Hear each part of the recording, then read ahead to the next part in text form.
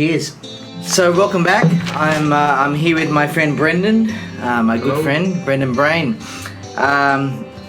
Brendan's been living in the Philippines for 3 years. Yep. 3 years now. Just returned to Australia at the worst possible time. And why is that? Worse for you, perhaps. Well, perhaps Best for me. Best for him, worse for me because I'm going to the You're about to Philippines. leave. So Yeah. we're tag teaming, not in that sort of way. I mean, so before Brenden leaves, I thought this was a great time to get together and get some advice on what it's like living in a country that's not your own as an expat. And so why did you move to the Philippines to begin with? Long answer. Yeah. Coming to a bit of money, started to look around, a bit over corporate life. Yep. Working for the man, wanted to get out, have a bit of fun, bit of travelling. While I was working, I met a nice lady from overseas, and we Lovely lady. Yeah, Yes, your wife, my of course. my life I've partner. met her, yes. And we decided to have a child together, and once we fell pregnant, I decided to leave my job, my full-time job, and move over to the Philippines in Manila. For me, it was a bit of an opportunity to travel around Asia as well, home base in Manila, visit a few other countries, and rest is history, as they say. Great, great. So on that note, what are the biggest benefits of living in the Philippines? What are the advantages as an expat? Well, for me, I guess there's a number of advantages. Proximity to a lot of other countries.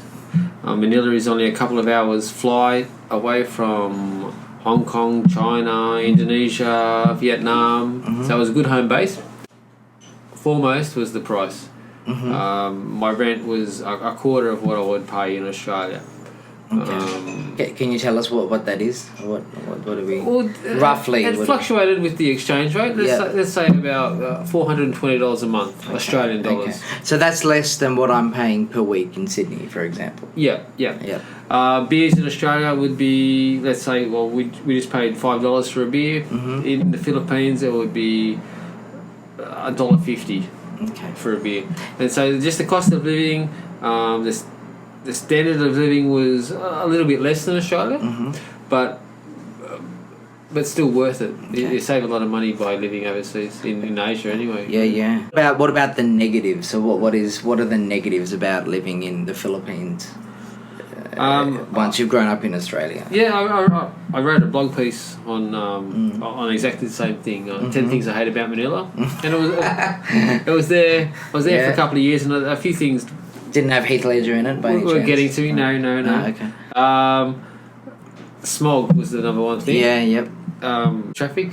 Yep. The traffic is pretty much bumper to bumper most of the day. Which the taxi drivers seem to complain about. They don't understand that time in traffic equals more money on the meter. But anyway. Yeah, and so it's hard to plan your day. Like sometimes you'd have to plan or give yourself 1 hour. Sometimes you have to give 3 hours just for what normally would be a 20-minute trip. Fish out of water, I guess. Yeah. You know, like I'm an Australian, and I moved to an area with just full of Filipinos. Like there weren't many expats in the area.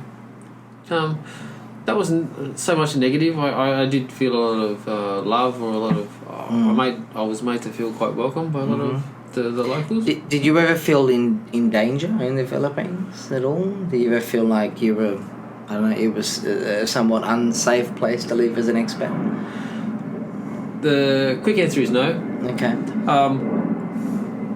I came back to Australia every year or 18 months, 6 months, and I felt more dangerous walking down the street in the city of Sydney than I did in Manila. At all hours of the night sometimes in Manila.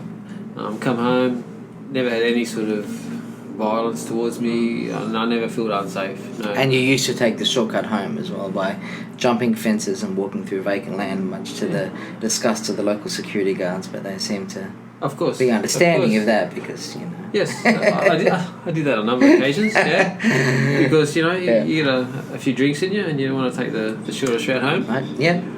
There was one time, and this is the only time in the whole 3.5 years that I was there, a group of kids surrounded me, and when I say kids, they were like from 12 to 21.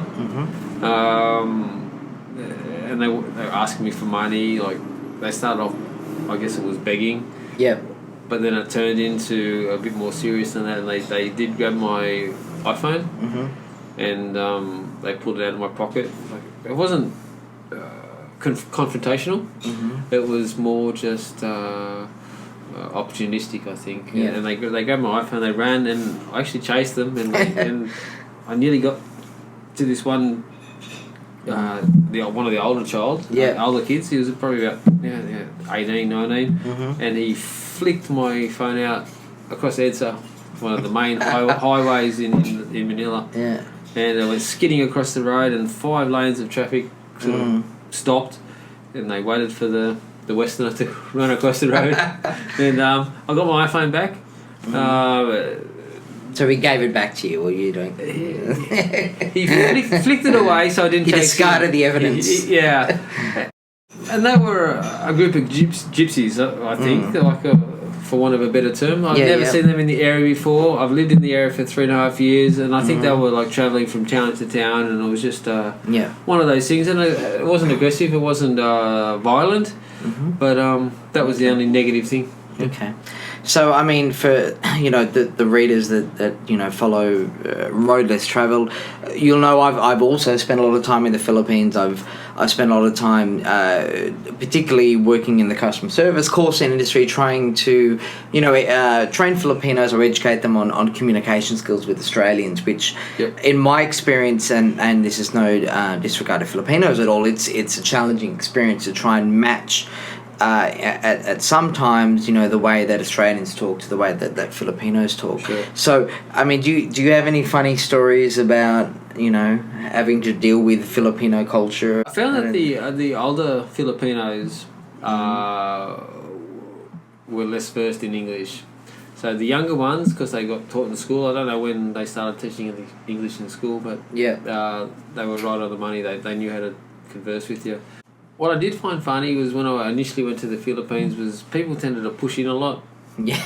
I'd go to like a little sari store, which is like a convenience store, I guess.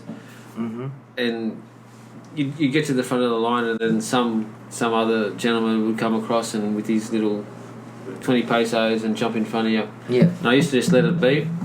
And not worry about it too much until I sort of got to live there for a while and understood more about the culture, because I didn't want to offend anybody. Yeah. And then after a while I thought, no, this guy's just being rude. Yeah. And so now when I'm in line and somebody jumps in front of me, it still happens quite often. I tend to stand up for myself a bit more. And so when I understand what you're saying, and I've been to the Philippines. I haven't lived there yet, as mainly I guess as a visitor, as a tourist, and I guess what is the point, or is there a point in expat life where you go, no, I'm not going to accept this anymore, and I'm now a resident of this country and should be treated as so, or is that just a natural kind of progression, or how does that look like as an expat? What I did find funny was somebody had something for sale. And let's say you, as a local Filipino person, you wanted to buy, say, this microphone for $20. And you'd say, can I have this for $20? They say, yes. Me, as a Westerner, can I have this for $20? And the local shop person will say, no.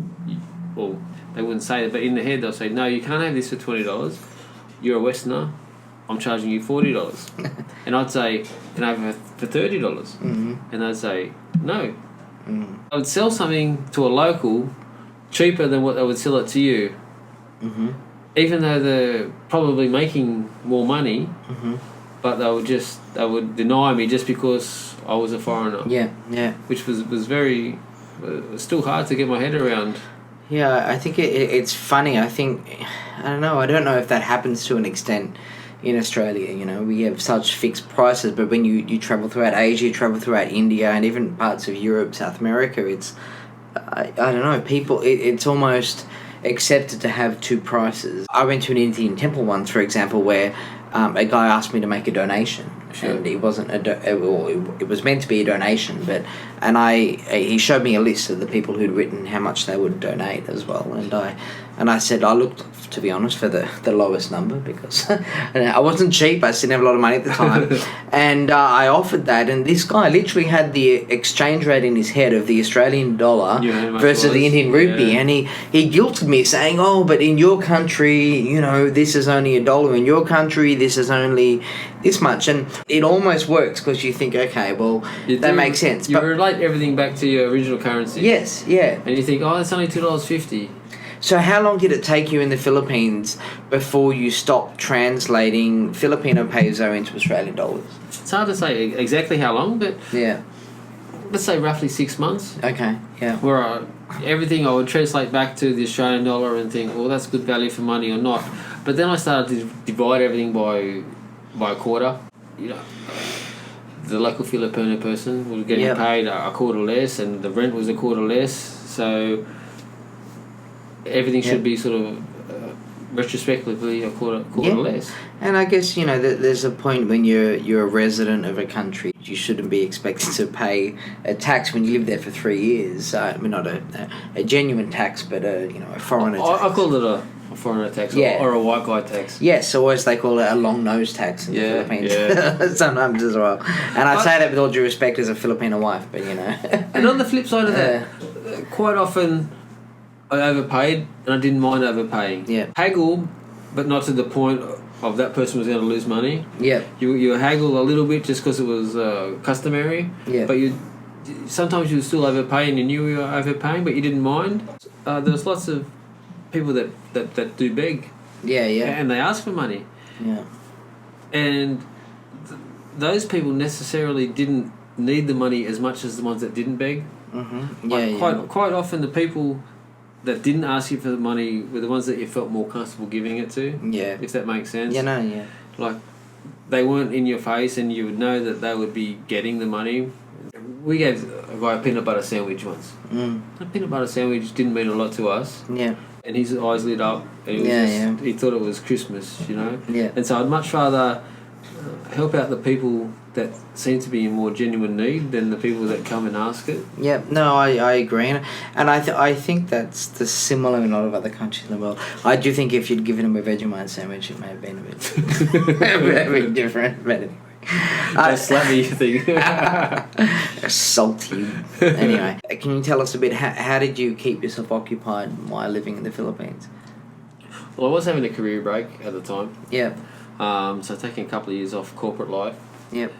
And I knew I'd go, excuse the language, batshit crazy. Yep. If I didn't keep myself occupied. Okay. Yeah. So I started a blog. Mm-hmm. With no big aspirations, more other than to document my time in Manila, more like a live journal perhaps, or a diary. Yep. And just document my time as we went. Mm-hmm. And it expanded from there. I started to document aspects of my life and write about aspects of my life. Mm-hmm. And one aspect was my dance party history. Mm-hmm. Back in the 90s, there was a big dance party, Rave sort of scene in Sydney. Mm-hmm. I started documenting that and just compiling and noting a lot of information. Mm-hmm.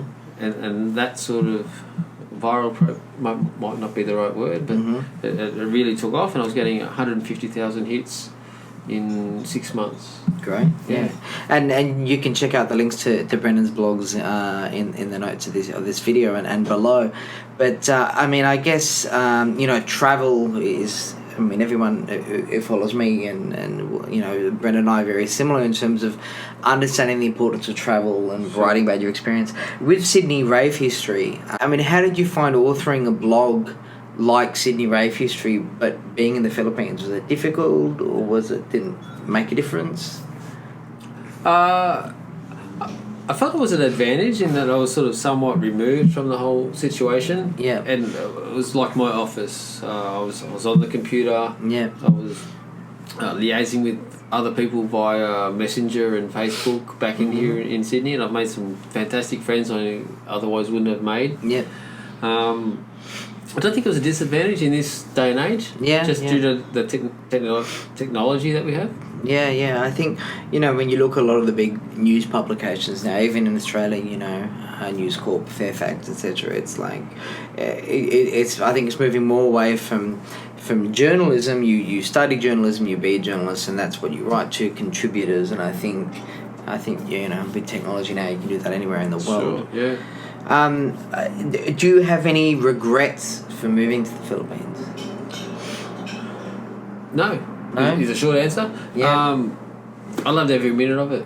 Yeah. It was fantastic.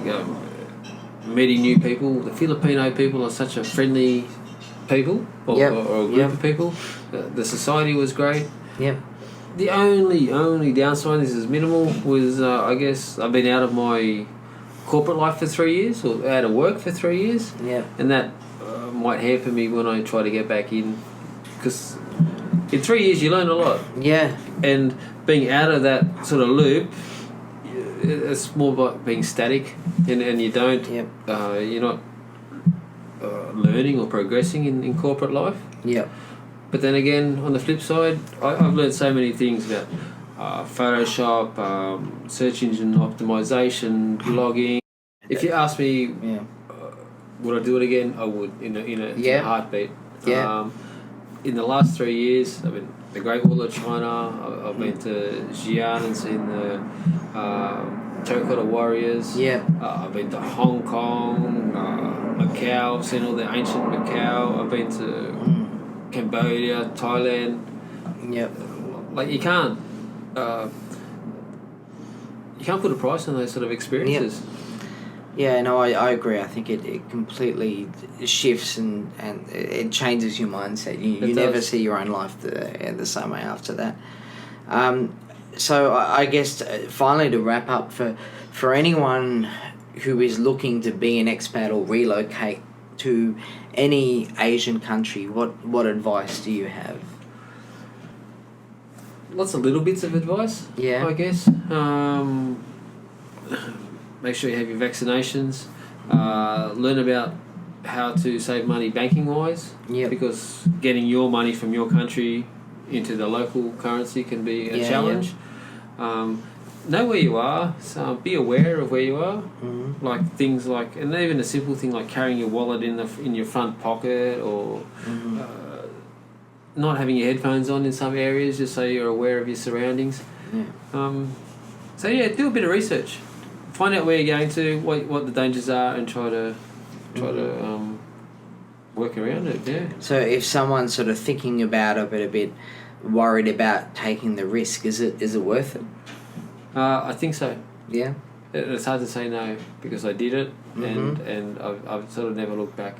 You only live once. Yeah. I know it's a no, a common thing amongst kids these days to say YOLO. Yeah. But it really is true. Yeah. You can work in corporate life your whole life, and you look back on your deathbed and think, I wish I'd have done that. I wish I'd have done this. Yeah. But I'm not saying I'm better than anybody, but at the moment I really am proud of my decision, because it was a hard decision to make. Yeah. It took nearly 3 years to actually, from when I initiated the first thought of quitting my job. It took nearly 3 years to actually come to that decision and say, yep, I'm doing it. Yeah. And to make that leap. Yeah.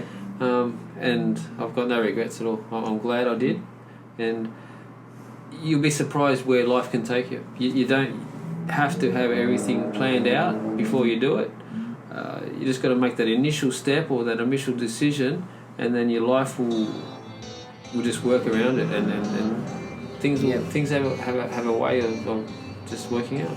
Great. I agree, and as someone about to make the same decision, I hope you're right. Thanks so much, Brenden, for joining us. Really appreciate it. Thanks for having me, Ben. No worries. Really appreciate it. Thank you so much, and we'll see you soon. Sounds Take good. care.